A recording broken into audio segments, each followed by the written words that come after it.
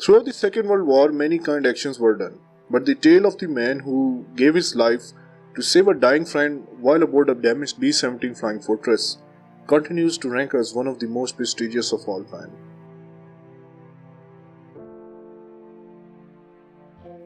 On June 21, 1944, a bombing mission was carried out by the 6th Group of B-17 Flying Fortresses from the 5th Bomber Wing out of Italy. Because it was known that Ploiești in Romania supplied more than a third of the Germany's oil requirements, therefore it was picked as the target. Lieutenant Edwin Anderson was in charge of the Flying Fortress B-17F, also known as Opisonia. As the bomber approached its target, a group of German Me-109 aircraft had caught up to the B-17s and started to fire cannon at the B-17 formation. Heavy anti-aircraft fire had destroyed the majority of the formation, severely damaging the remaining flying fortresses. The B-17F of Lieutenant Edwin Anderson returned fire, guzzling Me-109 in its path, but the starboard engine was damaged in the subsequent fire, and the remaining 3 engines started to emit thick black smoke. While Anderson's B-17 is currently dropping altitude and fuel, rapidly owing to severe flak damage, cutting off Germany's oil supplies could change the course of the conflict.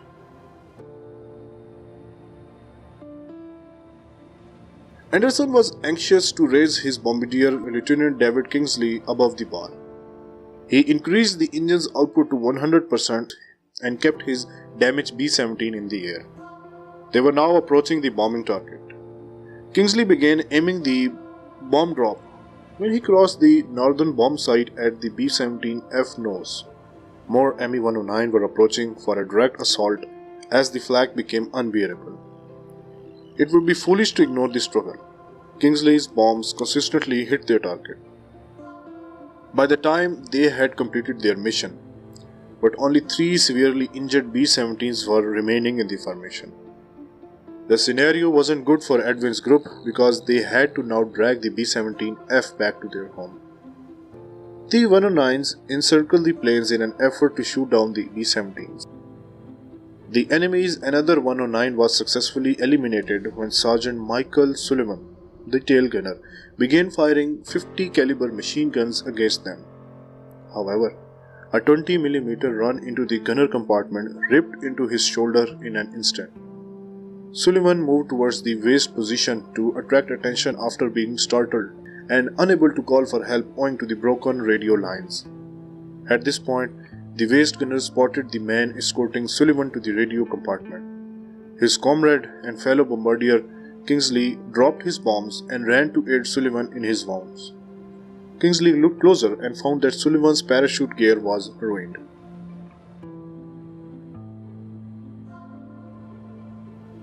He removed his jacket and harness to find shock, blood loss, and severely shattered shoulder. Despite Kingsley's best efforts, too much blood had already been lost. While Sullivan was receiving the medical attention, the German Me-109s completely devoured the B-17, which was 500 miles from the base. Flying Fortresses were very tough planes, the toughest planes ever produced during the war, but they had already sustained too much damage. The bail-out bell was sounded by the pilot. Everyone checked their parachute harnesses as they got ready to jump, but Sullivan's parachute was missing. Sullivan recalls Kingsley bringing him to the bomb bay and telling him to hold onto the ripcord until it was free of the flying fortress before pulling it. Sullivan is promptly given his parachute by Kingsley. As he jumps, Sullivan glances up and catches Kingsley's gaze as he keeps staring at him. Although he was firm, it was obvious from the emotion in his eyes that he was not afraid at all. He was fully conscious of his path. The crew saw their B-17 come down and could see Lieutenant Kingsley trying to keep the flying fortress in the air. However, after a little interval they watched the tragic explosion above Bulgaria. At the young age of 26, Kingsley, an experienced airman, gave his life in order to save a buddy named Sergeant Michael Sullivan. After his death, he was given the Medal of Distinction, the highest and most prestigious personal military award given by the United States, in recognition of his heroic deeds and above and beyond valor. This story should live on in people's memory for the rest of the time as a reminder of the goodness and selflessness that people are capable of.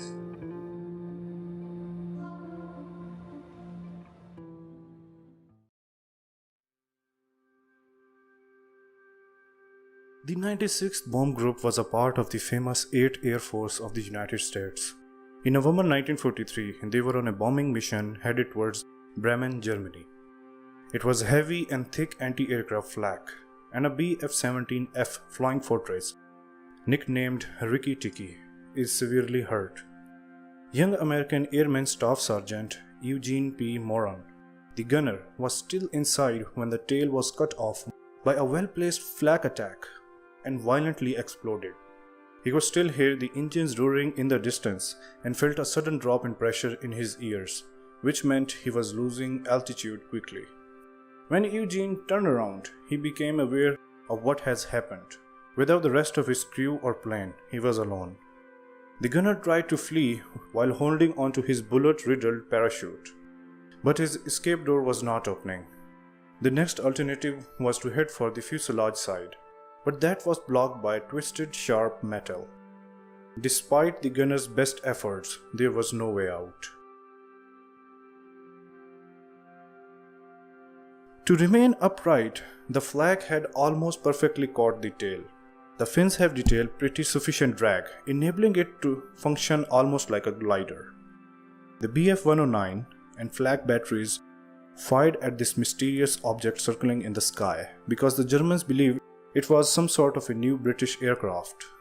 With a few rounds left in his back guns, Eugene fires on the oncoming enemy aircraft to scare them away. There were numerous holes in his body caused by the Germans' gunfire. Eugene was unable to change the situation. The tail descends from the skies and landed on a tree.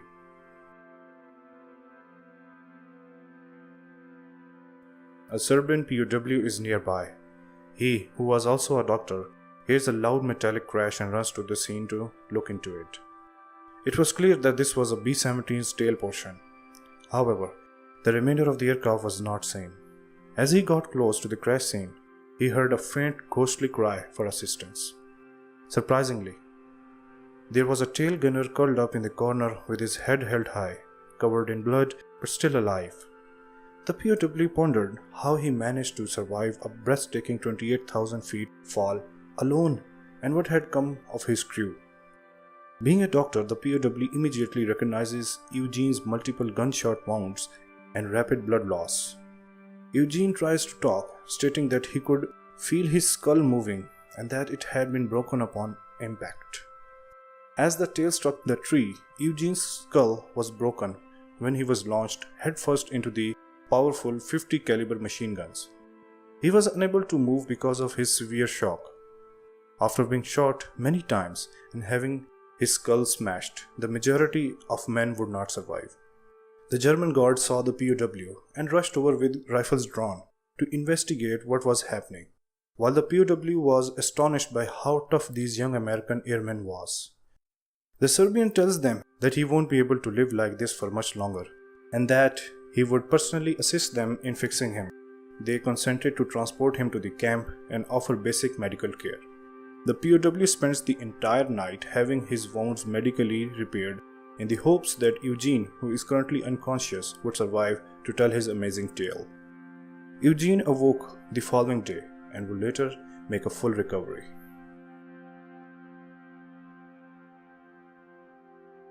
But his nightmare had not yet ended. Sadly, he would be cruelly imprisoned in the POW camps spanning Germany, Russia, and Poland for the upcoming 18 months.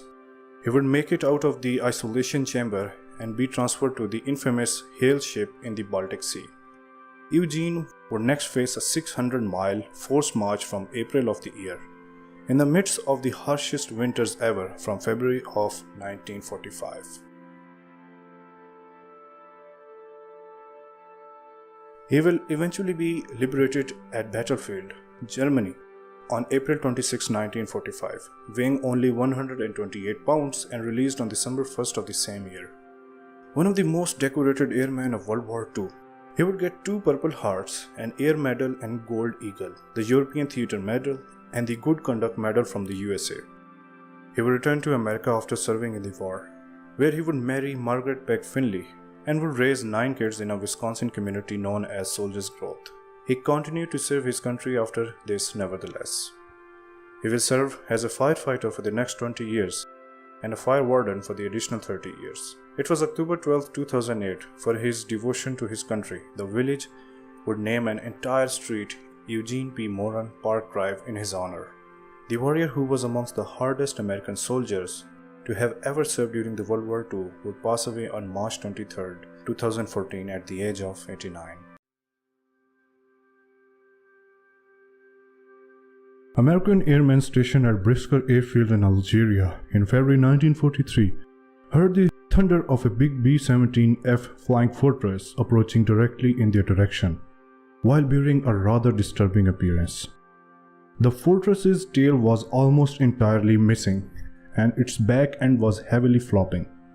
Only 2 of the 4 engines were still functioning, and they were giving off a lot of thick black smoke, giving the impression that it may suddenly twist off.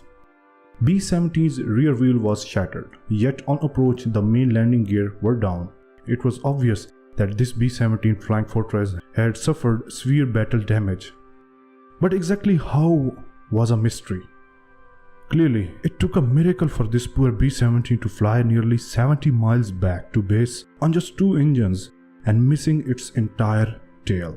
It was extremely unusual and unheard of to bring back a flying fortress in such a bad shape. The B-17 was visibly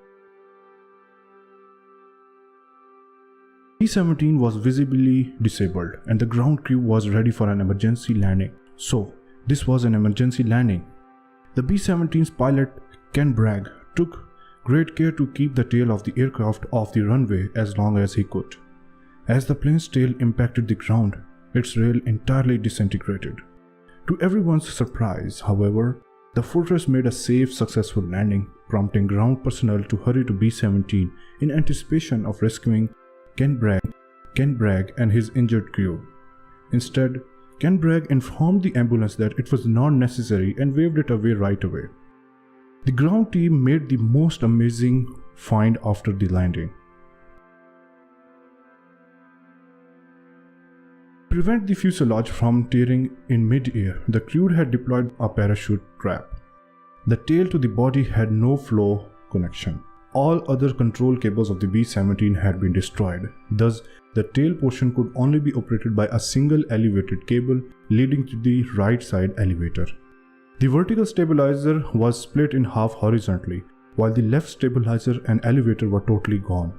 Amazingly, the one elevated cable that was in control of the flight elevator had miraculously provided enough control to enable a landing attempt using 2 engines after flying 70 miles.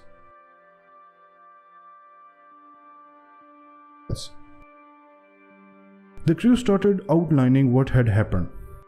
The Old American was a member of the 351st Bomber Squadron, which was ordered in to attack the seaports under German control. On the route there, their B-17 had been hit by 88mm heavy German flak, which destroyed its 2 engines. The remaining were leaking heavy black smoke and were damaged as well. Nevertheless, they were able to get rid of the bombs, freeing weight, and they were now moving back towards the base in formation. After a short while, a group of German Me-109 aircraft caught up to the formation and started attacking it, while the other Messerschmitts pursued the Old American on a top-down approach. One of them took off for the lead B-17 in the formation.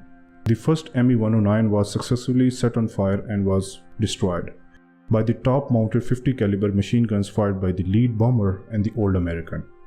The second Me-109 launched an effective straight strike onto the Old American. Halfway through the move, the Old American fired a burst of 50 caliber, severely wounding or killing the pilot as it began to draw away to avoid a collision.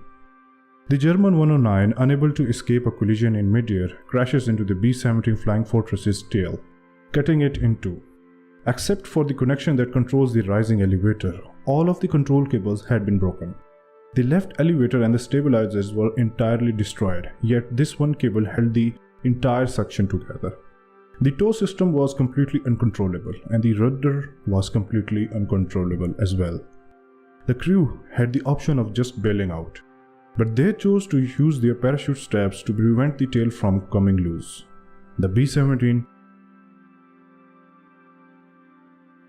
Old American had major damage but was still in the air, so if the B-17 crashed, the crew would perish with the fortress.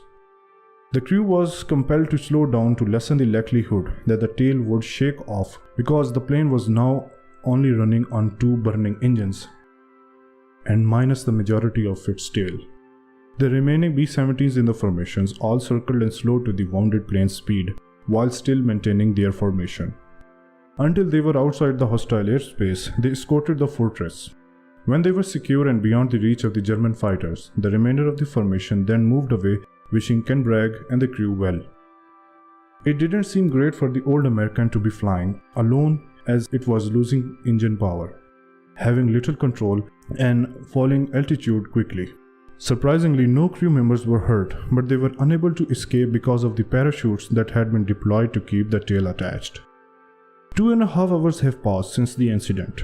The back wheel was no longer functional, but the main landing gear was visible and descended. Pilot Ken Bragg has plenty of experience. He was aware that he could successfully land his B-17 if he held onto the tail of the runway until the aircraft had slowed down sufficiently. With only a single row of elevators, this was challenging. Unexpectedly, Ken Bragg was able to hold the tail off the runway until it was slow enough to land. But when it did, the entire tail portion disintegrated. According to reports, if the Me-109 had struck the B-17 tails just a few inches in front after the impact, the entire tail assembly would have detached, putting an end to this flying fortress. For the entire crew, landing it was an exceptional experience. This served as another example of the famous B-17 flying fortress's dependability and durability.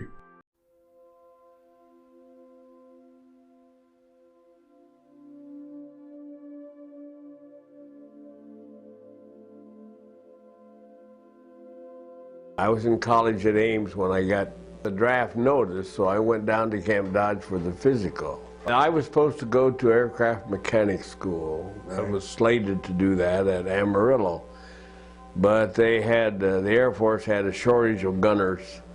Turret is a complete ball. It's 42 inches in diameter. You got in the ball after you took off, and so you point the gun straight down. That puts the door up inside the airplane. You climb in, and your hands operated the turret.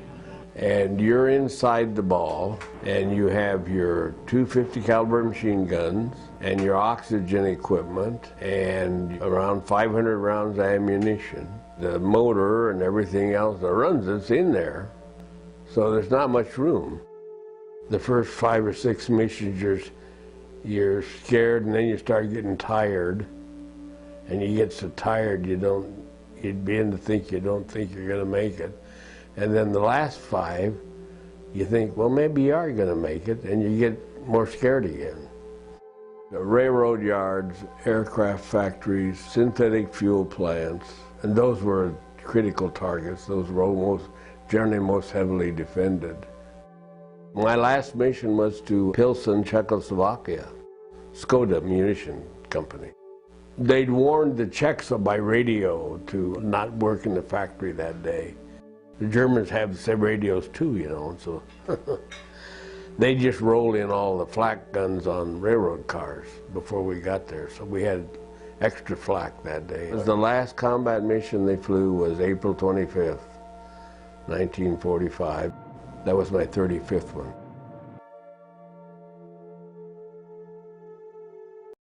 What was it like being a tail gunner on B-17 Flying Fortress? When I got assigned to this, first sergeant told me, you're going to be in the Cheyenne. And I said, Cheyenne what? He said, you're going to be in the Cheyenne turret. That's a tail gunner turret that's been changed with a bigger aperture area with twin 50s. The first mission I made was because a guy didn't feel good. I was more scared when we took off than any time in the whole flight, though. You ain't in a pressurized aircraft. I'm up above, behind the bomb bay, above where my turret is. It's going like this and going like that, and when he's just above the ground, he's bringing the wheels up in the front, and it sounds like coming apart. Your suit was a sheepskin suit, leather. You had mittens with a trigger finger in them, and you had gauntlets clear up, and then you had earphone, and you had your helmet was leather with sheepskin, and I'd go back to one of the spar sections and hang on and sit on my duffer in my suit. Then the aircraft commander would say, get into your gun stations. You're like on an ironing board and at two different levels. Your ammo is fed into your guns by a tray, and then your spent rounds go into an asbestos apron. Your intercom system within the bomber itself was always active once you formed up. There's Charlie doing his twirl again. One gun station will tell the other gun station on the intercom, Charlie's coming your way. Enemy fighters at 7 o'clock high. When you're in the sky, you have nothing to measure by. You don't know till you see your field of fire go out there. My 250s merge at 150 yards. In the tail gun section, the world's already gone by before you see it. You're looking at the back end of it. A B-17 Flying Fortress with the tail number 41-2666 was lying in a boneyard ready to be scrapped. Nobody wanted this plane because of its ominous past and its tail number of 666. However, pilot J. Zimmer and his crew of 9 saved it and converted it into the most heavily armed B-17 of World War II, and they nicknamed it as Old 666. The Old 666 would go on to the most dangerous and unknown mission during the World War II, earning its crew Medal of Honor, the highest medal in American military. An extraordinary crew. J. Zimmer Jr., a 23-year-old reckless and daredevil co-pilot and an inspiring pilot, in August of 1943 was transferred to the 43rd Bomb Squadron. In here, he met with his old friend Sergeant Joe Sinofsky.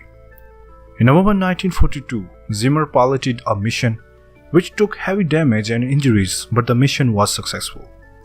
He earned a Silver Star for this and was promoted to the pilot in command. But still, Zimmer did not have a crew of his own, so he asked his friend Sergeant Sinofsky to be his bombardier and navigator. They then started looking for their own crew. After just one mission, a considerable number of the crew declined to fly with Zimmer and Sinofsky again. However, some other rebels stood up to the man's action and eventually gathered the squad. Because they constantly offered to volunteer for missions as they became available, the crew earned the nickname the Eagle Beavers. The Beaver still lacked its own aircraft as a result of their disruptive attitude and distaste for military order. When it was time to assign new aircraft, the group was at the bottom of the list. They could do nothing except make do with what they could find. Hard luck Haiti. The 43rd Bomb Group relocated to New Guinea in 1943 as a part of the 65th Squadron. Here, Zimmer found an abandoned plane in a boneyard ready to be scrapped. Nicknamed Hard Luck Haiti, this B-17 had a wild reputation as it had suffered heavy damage during its last missions. Its last crew believed that it was cursed mainly due to its tail number of 41-2666. All this still couldn't stop Zimmer from salvaging it. He shipped it to Port Moresby and asked for many modifications. He increased the guns from 10 to 19, changed single guns with double guns, and caliber from 30 to 50. After all the modification, it became the most heavily armed B-17 on the Pacific front.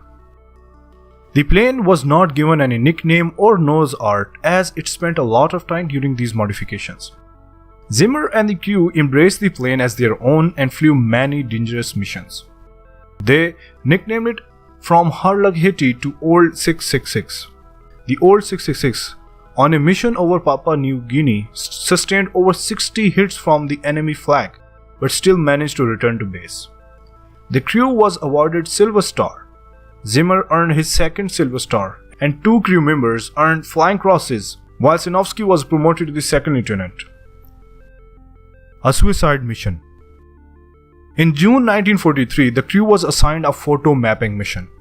It was a solo mission and required a 22-minute low-level flight over enemy territory. Just before the flight, Zimmer received a call from the 5th Bomber Command, and it was stated that they had seen increased hostile activity near Buka Islands over Japanese air base, and they were requested to do a recon mission over there. Zimmer refused by saying it would be a suicide mission for a single B-17 versus many Japanese fighters. They went for the photo mapping mission, but due to the low light they couldn't perform their mission. Now, Zimmer reached to his crew and laid out his daredevil plan of going to the Buka Islands for the recon mission. His crew had the utmost loyalty and respect for him, and they supported his decisions. And so they went for one of the most daring missions in World War II aviation history. Old 666 versus 17 Zeros. The eager beavers flew across Buka Islands on their quick mapping mission, traveling 600 miles of territory under Japanese control. In preparation for the imminent invasion by the Allies, the crew gathered images to determine the size of the Japanese army and potential attack sites. There are only 20 minutes left to complete. Japanese Mitsubishi A6M0 aircrafts intercepted the crew. 5 of them attacked in sequence, surrounding the old 666 from underneath. 3 Zeros were sprawled over the front, and 2 more were coming from the behind. The attack's precision prevented Zimmer from using his preferred defense strategy, where he would place the B-17 in the path of the enemy's fire, attacking from the front. Due to the motion, the other Japanese aircraft would be able to see the aircraft's belly. After hitting the tail, they went for the B-17's nose. It was well known that the B-17s were not equipped with many weapons. However, the aircraft's high-caliber dual machine guns turret sticking out of the airframe caught the Japanese pilots off guard. The old 666 was not one to give up easily. The lead aircraft was severely wounded when the eager beavers counterattacked, and it went back to base. Sinofsky took down another enemy with one of the 19 sets of the cannons after Captain Zimmer took out a Zero with a nose-mounted gun on the B-17. The old 666 cockpit was destroyed by 20mm gun shells fired from the Zero in retaliation. Sinofsky was knocked off, and Zimmer was struck by an exploding gun in the forward compartment. A crew member nicknamed Bumblebee was severely hurt, but he managed to drag himself back to the station and down another Japanese Zero before he passed away from his injuries. The old 666 cockpit was struck once more by an aircraft from a second Japanese wave, which destroyed their oxygen tanks. In order for his crew to breathe, Zimmer forced the aircraft into a sharp descent to 6,000 feet. Despite having severely damaged instrument panels and no oxygen supply, the eager beavers continued to engage the Japanese Zeros, determined to bring the priceless images back. Despite being in severe pain, a wounded Zimmer refused to give up control of his beloved old 666 and kept flying. The Japanese Zeros lined up on either side of the plane and launched a frontal attack, presuming that the old 666 forward cannons were no longer functional. Zimmer made the decision to attempt the technique that he was unable to execute during the initial attack. In order to escape enemy fire and give his rear gunners unhindered access to the oncoming Zeros, the pilot turned sharply inside each of the approaching aircraft firing angles. This strategy was successful because after 40 minutes, the Americans outran the Japanese planes and flew directly to their base. Captain Zimmer succumbed to his injuries on the way back. 6 of the 9 eager beavers were injured or killed during the operation, and the remaining 3 did their best to maintain the old 666 in the air. Most hardcore and brave crew. 8 hours after taking off, The old 666 returned to land in New Guinea base, with holes all over its fuselage and Zimmer barely alive.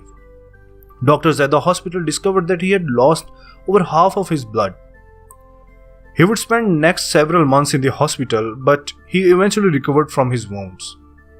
The Allied forces started Operations Cartwheel and Offensive in Papua New Guinea 2 weeks after the old 666 fatal admission. Top military strategists gave the maps and charts created from the photos the eager beavers took great praise for the operation's success. Pilot J. Zimmer and Sinofsky received the Medal of Honor for their bravery during one of the longest sustained enemy fighter strikes in World War II history. The Distinguished Service Cross was given to the remaining 7 crew members. Major Zimmer and crew observed about 20 enemy fighters on the field, many of them sustaining many injuries and losing their lives during this mission. The Eager Beavers still remain the most highly decorated combat crew in American military service. It was a clear sunny day on 15th of April 1946 when a 5-engine B-17G Flying Fortress, a true Frankenstein in the sky, model number 299Z, flew into the sky with a very loud sound of a turboprop jet engine. This was no ordinary B-17. It was the most powerful B-17 ever produced in terms of speed and power.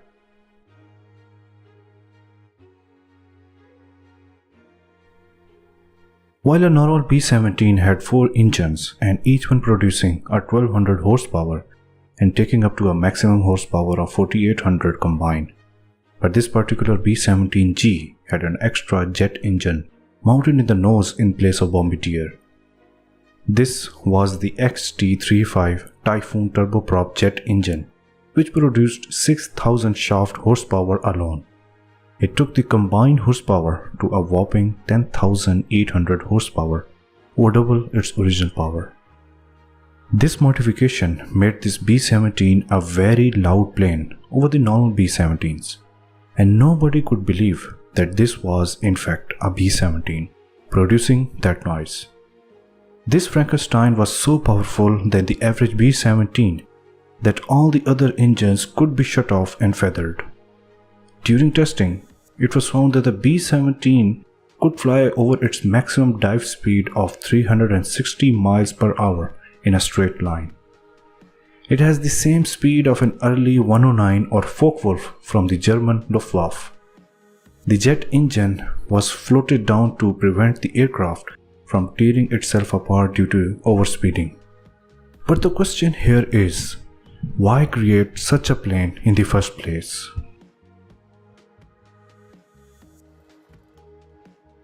During the early years of World War II, the B-17 had proven itself to be one of the best, if not the best bomber in the world. With the ability to carry 2200 kilograms of payload, cruise at the altitude of 30,000 feet, of a maximum speed of 318 miles per hour, it was a brilliant design. However, World War II technology was rapidly advancing. The Germans had started development on the jet-powered aircraft, and America wanted something bigger and more powerful to counter it.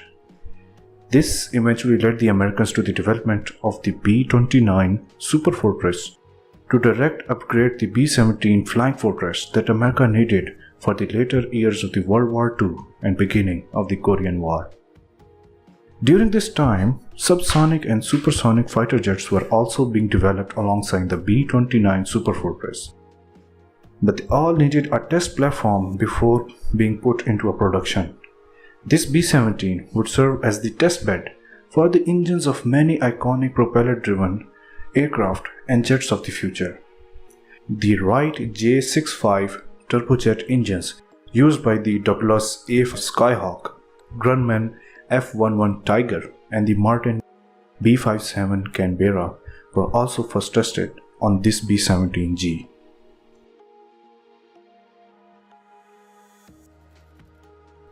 The B-17 Flying Fortress would survive the engine test and go on to live in a museum. By the midst of the October in 1978, A tornado would blow over the Bradley Air Museum, tearing the B-17 in half. The plane that had paved the path for the future American aviation was now dead.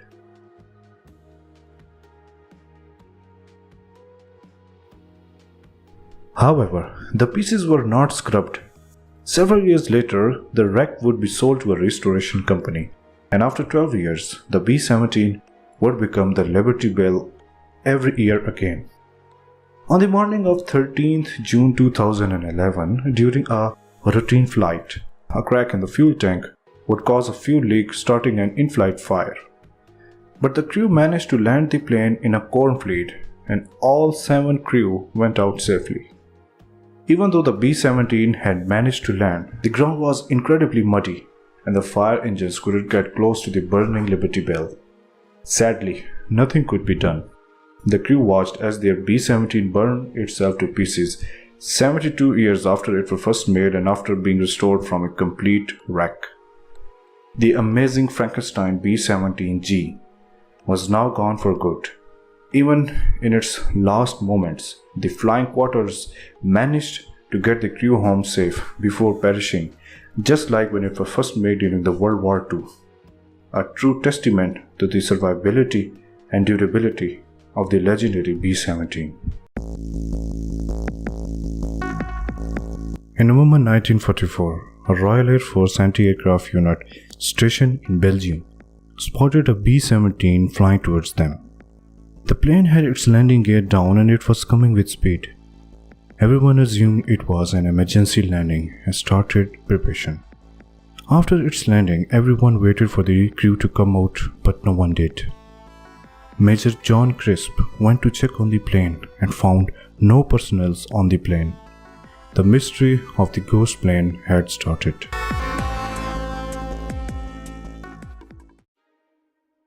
While the unit's personnel started preparation for an emergency landing, as the B-17 kept coming lower and while barely avoiding the unit's guns, it made a 3-point emergency landing in a nearby field. Upon landing, the propeller snapped off, and both wings were destroyed as well. While the engines had come to a stop, the ground personnel gathered near the plane with medical supplies, but nobody came out of the plane. After waiting nearly 20 minutes, Major Crisp approached the plane. It was an unfamiliar plane for him, and it took him a while to find the entry hatch. He went into the plane and called for the survivors.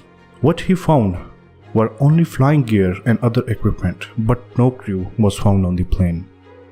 Major Crisp later explained that he found 12 parachutes neatly placed in the plane, and that made the whereabouts of the crew even more peculiar. Major Crisp found bombs in the bomb bay.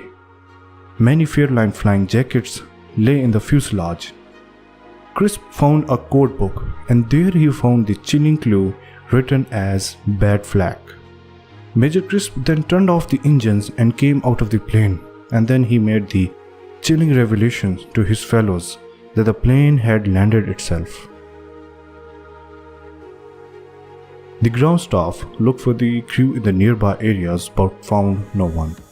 The surprising thing was, the code book stated that the plane hit a bad flak, but the only real damage to the plane occurred upon landing. The story was published in Stars and Stripes, an American military newspaper.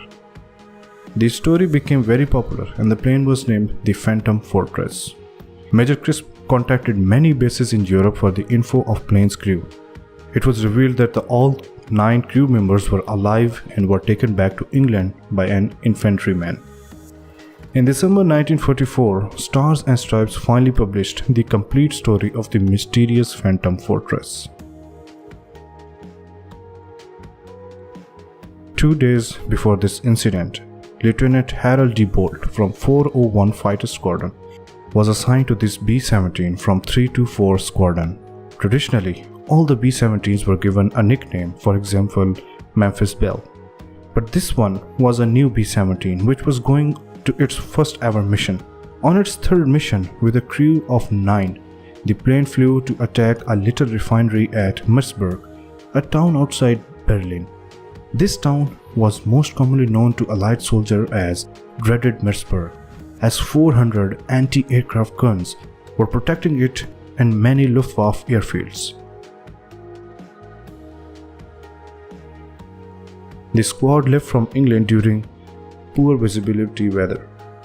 While the formations climbed up to 28,000 feet, Diebold realized that the B-17 was malfunctioning and its engine were not properly working. Things were about to get worse as the formation started bombing, but a malfunction caused the plane to steer off course from the formation, and now it was on its own and it became an easy target and was immediately hit by 88mm anti-aircraft guns. The bombing mechanism failed, and due to the flak attack, the plane was filled with red flash. Diebold later explained that he was surprised that the bombs didn't explode and started to fall off. The plane took a heavy blow and engine number 2 was completely destroyed and engine number 3 was blowing air. Diebold decided to head back to base in England, but due to engine failures the plane was falling apart. Diebold ordered his crew to throw away the additional equipment from the plane. But Diebold realized that they won't be able to reach England as the remaining 2 engines also malfunctioned.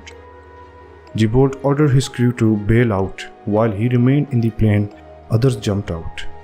He put the plane on autopilot and pointed it towards Belgium and jumped. All men landed safely. All crewmen landed in a small village of Brussels, where they hid for several days, waiting for the British infantrymen to come to their rescue. This was one of a kind of incident where a crewless plane landed successfully. A team of investigators from Air Force Service Command was sent to Belgium. The crew explained to the investigators that they had no other choice than to bail out. However, the ground team from Belgium base said that the plane was running on 3 engines while it landed. The only possible explanation came down to coincidence, that it was possible that the engines kicked back on by themselves. The mystery of parachute was that they were the spare parachutes in case the primary ones were damaged. The B-17 Phantom Fortress coincidentally managed to get the right speed and angle before crash landing. In 1945, the plane was repaired and was back on duty. The story of the Phantom Fortress remains to be the most crazy and unbelievable story of World War II.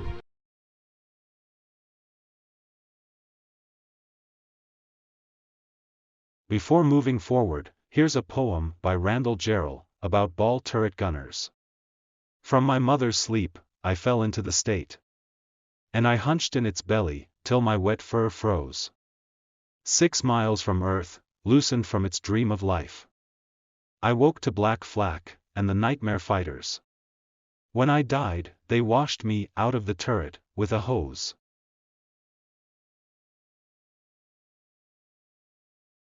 The B-17 Flying Fortress was one of the most formidable aircraft of World War II.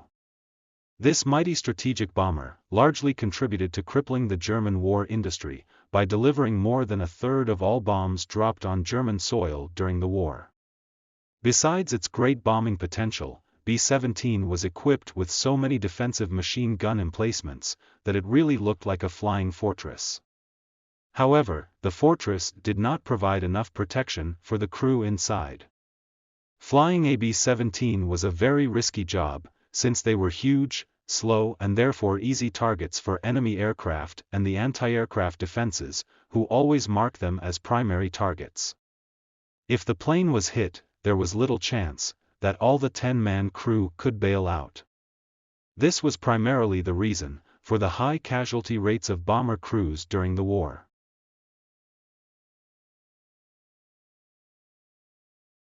Out of the entire crew, the most endangered were the machine gunners, housed and overexposed emplacements. One emplacement in particular carried the greatest risk, the position of the underbelly ball turret gunner. Ball turrets were originally not part of the B-17 defense system.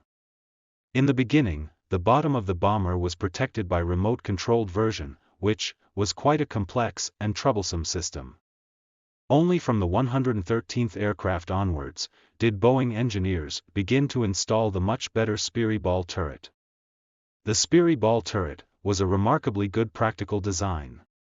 It was a spherical chamber, made of aluminum and plexiglass, attached to the fuselage of the aft section. Manned and electrically operated. The turret moved very quickly. It can revolve a full 360 degrees, and pitch down to a 90-degree angle. With such features, it covered the entire area below the aircraft. It was attached to the fuselage by a shaft with a hydraulic pump that allowed it to attract into the aircraft. This was done in case of an emergency landing, without using the landing gear. The B-17 ball turret was armed with 250 caliber AM-2 Browning machine guns, firing 700 to 850 rounds per minute.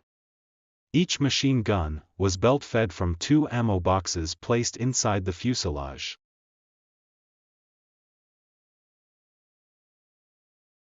The turret may have been well designed, but was claustrophobic and only 4 feet in diameter. Inside, there were 2 hand controls for turning and pitching, both with electrical firing buttons. There was also a seat, a computing K for gunsight, and a set of ancillary equipment. The dimensions of the turret required a gunner of very small stature. Even then, the only way to fit inside was to curl up in the fetal position. The gunner was in such a position that he had to aim through the sight between his knees. In this highly uncomfortable position, the gunner used both his hands to control the movement of the turret and feet to adjust the sight. Spending hours in this position, at very low temperatures, was difficult, as it was on top of the task of swiveling around in combat and focusing on shooting enemy aircraft. It took a lot of guts to enter the turret and face the enemy in the skies. Entering the weapon system was conducted from inside the aircraft. The entry hatch was positioned opposite the machine guns in order to open it. The gunner had to manually turn the turret until the hatch was positioned inside the aircraft.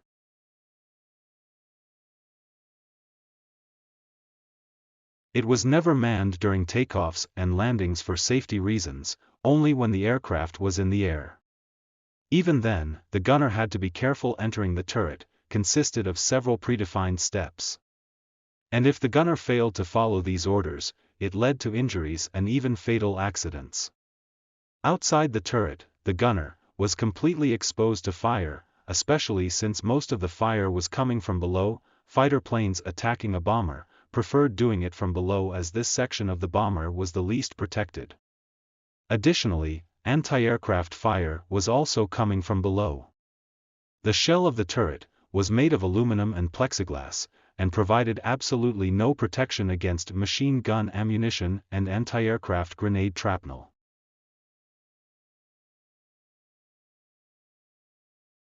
In combat, if the turret mechanism was hit, it would be disabled, unable to turn or be retracted. This meant that the gunner would be trapped inside. In cases when the plane was forced into a belly landing, the ball turret suffered complete destruction, leaving the gunner absolutely no chance of surviving. Even during standard landings, it was risky for gunners to stay inside. The ball turret gunner was the only one that didn't carry a parachute on his body or by his side. This was simply because there was no room for it. The gunner's parachute was held right beside the entry hatch inside the fuselage. To reach it, the gunner had to leave the turret. For this operation, he needed a substantial amount of time and the help of another crewman, since exiting was as complicated as the entry. Needless to say, casualties among ball turret gunners were high.